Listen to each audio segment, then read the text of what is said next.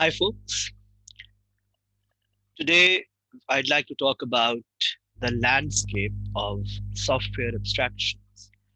You would remember that we talked about abstractions, what they are, and how important they are, how important the capacity of abstract thinking is for us as humans. Today, I'd like to talk in terms of the various software abstractions that are very useful.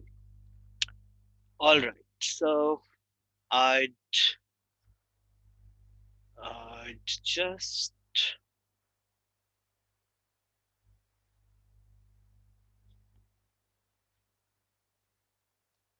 share my screen, a different screen, and let me see. Okay, here we are with this screen. So if you'd like to see this, let's say move this over here. So what do we have in basically? Let's select another color. Let's say this one. Okay, this one. All right. So what do we have? First of all, we have the physical hardware, right? Physical. That is, there is such a thing as a computer. It has a CPU. It has memory. It has other items like various kinds of controllers, buses, so on and so forth, RAM, hard disks, and peripherals, and so on. So physical hardware is called bare metal to distinguish it from virtual machines. And on top of that physical hardware, we have the operating system, right? We have the operating system, and it's the OS, things like Windows or Linux or whatever, right? So we have the operating system. What really is the operating system? Basically, operating system abstracts out the specifics of the hardware in order to offer a more consistent, value added view to the layers above it, which are the applications, libraries, and other uh, consumers of the services that an operating system has to offer. So the point being, operating system abstracts out the hardware, right? Uh, you have APIs, application programming interfaces. You have libraries that are part of the operating system. You have runtimes, etc. Most operating systems now come with a C runtime, etc. So it's a collection of abstractions, basic. And as we move forward or upward, this is the degree of abstraction on the vertical axis, right? Degree of abstraction. So what do we have next? We have applications, software applications that you use, a browser, a game, Microsoft Word, anything. We have different frameworks which are useful for developing applications, for integrating applications, so on and so forth. And we have some special virtual machines, like, for example, the JVM. JVM is the Java virtual machine. So as opposed to having a physical machine with some characteristics, Java is basically a virtual machine. It has a standard. So JVM has a standard. If a set of software applications and libraries meets those standards, then they can have their JVM out there. All right. So this is a special application. And then we have libraries, so on and so forth. And a specific class of applications is the compilers, right?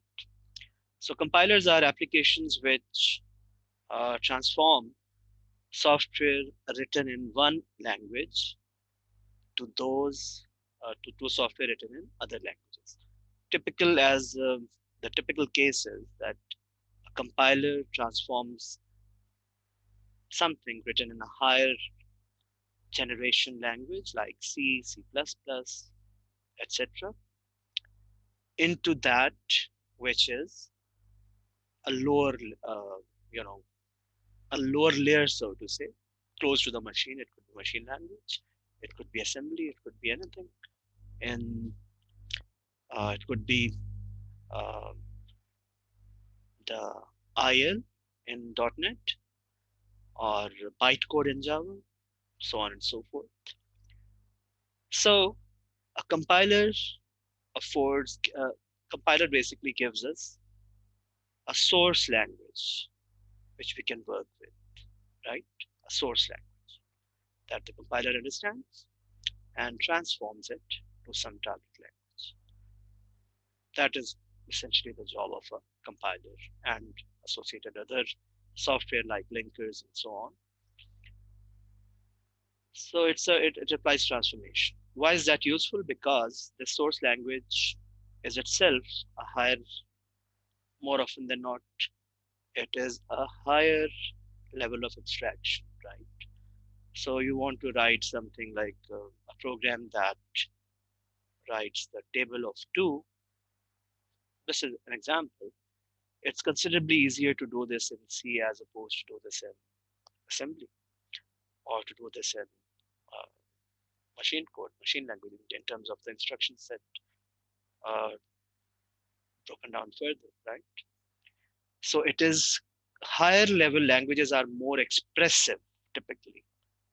What does that mean? You can do more while writing few lines of code. Okay. And of course, languages come with abstractions. For example, we could write some abstractions here. Like you have basic data types in every language that the language natively understands. Examples could be, integer, boolean, whatever, floating point, etc.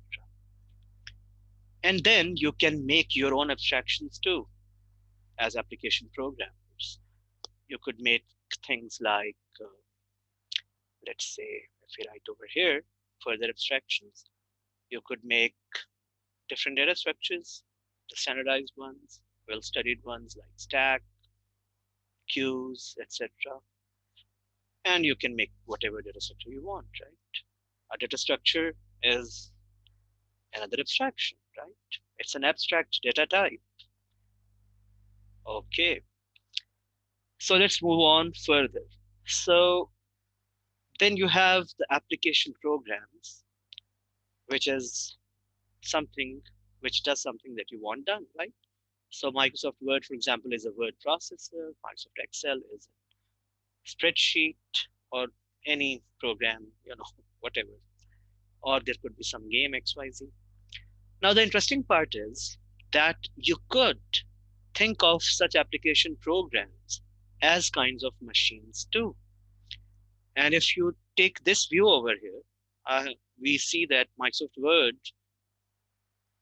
could be seen as a machine. Any game could be seen as a machine. Why is that? Because machines just do work for us, right? They do some work. So when you are using Microsoft Word, you don't really care what language it is written in, um, what CPU it is running on, what operating system it is running on. You don't really care. Those are all details that are abstracted out.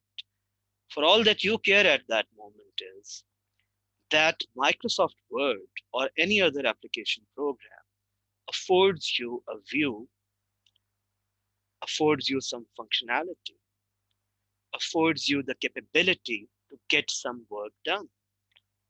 What are things that get our work done called? Yeah, they're called machines.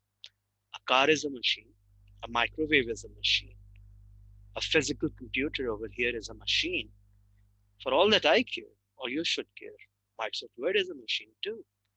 Like any other application program, you could easily take this view. And this gets more interesting. So typically, many application programs afford you the capability to program it somewhat. For example, Microsoft Word, it has VBA, Visual Basic for Applications. It has macros. So all of these are programmability um, enablers, basically, right? So not only is MS Word a machine, it is programmable too. In addition to the standard features that it affords you, it gives you the capability to write features of your own using whatever underlying building blocks it gives you to write those features, right? So this is an interesting view. And it's very typical nowadays. For example, even in many games, there are scripts, there's a scripting engine which affords you the capacity to write some scripts, and typically in Lua it's an application programming language, or some Python or any language to control aspects of that game, right? So again, this is programmability of an underlying machine.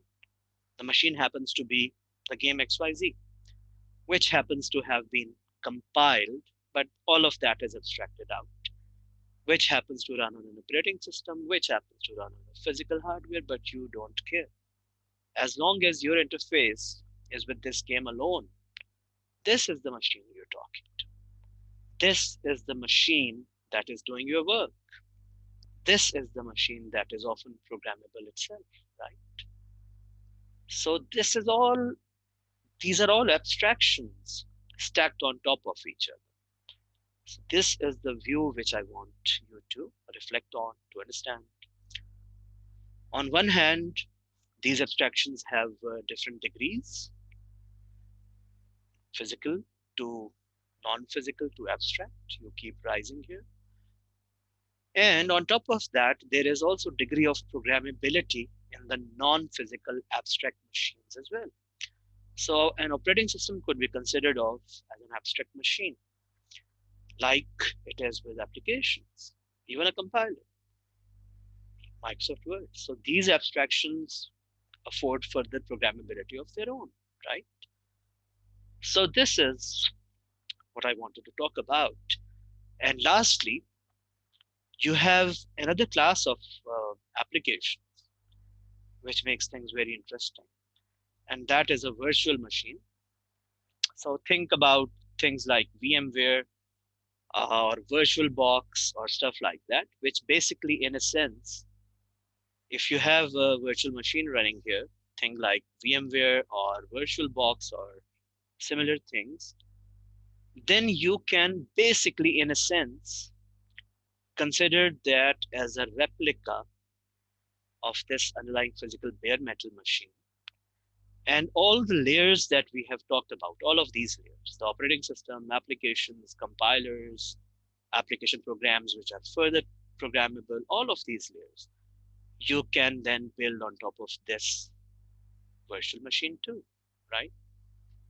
And that's very interesting because this virtual machine, well, it's virtual, and yet it's a machine. And yet, if you have a virtual machine, you can install an operating system on it. You can then use applications on it, which you can program further, right? So what is this? This is all a big landscape of software abstractions. This is abstract thinking at play. This is abstract thinking solving human problems for us. All right.